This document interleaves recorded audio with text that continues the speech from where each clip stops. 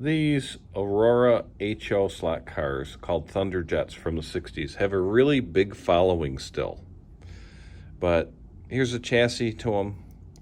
Might be familiar with it. They made a number of different bodies for these, and there's a lot of people that collect them, which was my last video, kind of touched on that.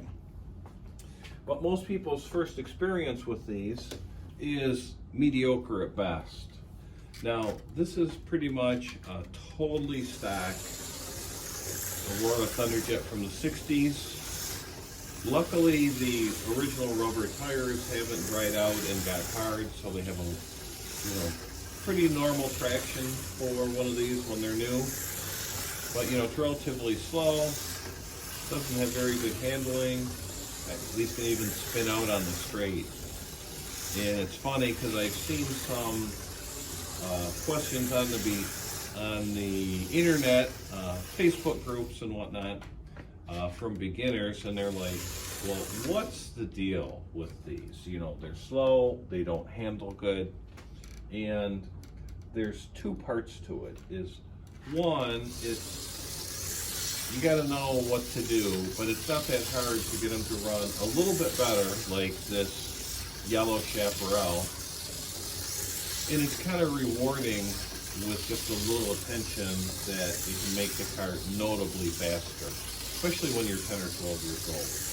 But really, the real attraction to these cars is that you really feel like you're driving them. You're really drifting them through most of the corners, and that's when you know you're right on the limit of the performance of the car. So that's what it gives you a sense of, that you're really driving it right at the edge of its peak performance. So the saying goes on real cars is that it's more fun to drive a slow car fast than to drive a fast car slow.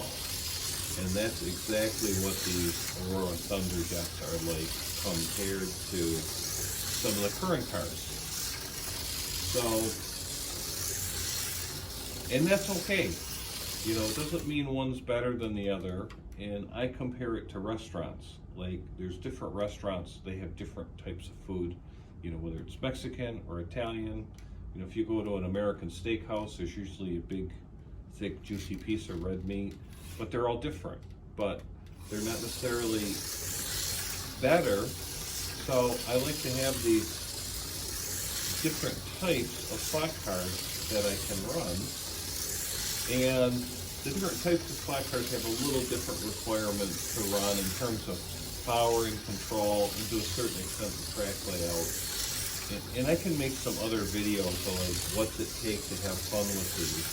But like I say, I have seen some beginners, kind of put the question like Seinfeld, what's the deal with these Aurora Thunder Jets? Well, that's what it is. It's really fun. They're slower, but you really get the sense that you're driving them, and that you're driving them right at the limit of their performance, and it's pretty rewarding. So, and I touched on the other part of it is that they really respond to a little bit of tuning. Some people would call it tweaking, and also having the right lubrication. And a lot of people get a lot out of tuning and tweaking their cars. And a good example is this yellow car that I'm running. It's really fun. I could run this car for 30 minutes like this, and it's just really fun. But when I first got it, it was really slow. It would just crawl around the track. So with a little bit of lubrication, a little bit adjusting the brush tension for the motor brushes, and also brake-in.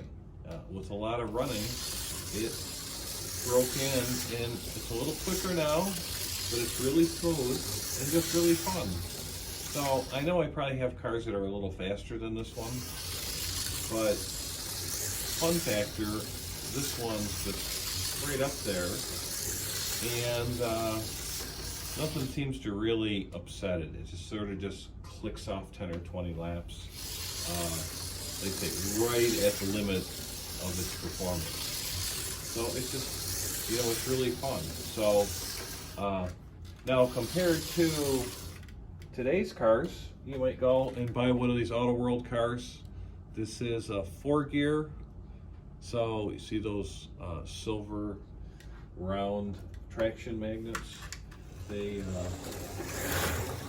really improve the handling of the car, and it is different. But, you know, I did nothing to this car. I took it out of the package. I've ran it a few times before, but it's smooth, it's quick. I can crash it. I don't have to try too hard to crash it, but it does come out okay. But, you know, it didn't require any attention or tuning or lubrication or anything. So that's the difference between the cars from the 60s that required some attention versus the new cars.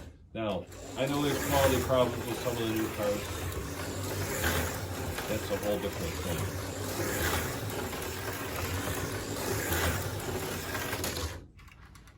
See? You know, versus putting this on the track and, you know.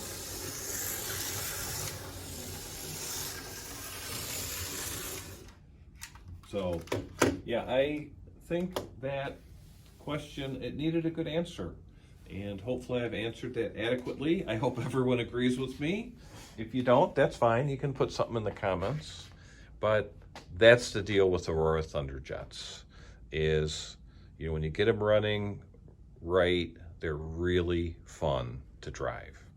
And some people really enjoy the tuning and tweaking on them too. And then there's also people that enjoy collecting them. So there's a lot to like. There's a big following, and there's still people making replacement parts, all new chassis.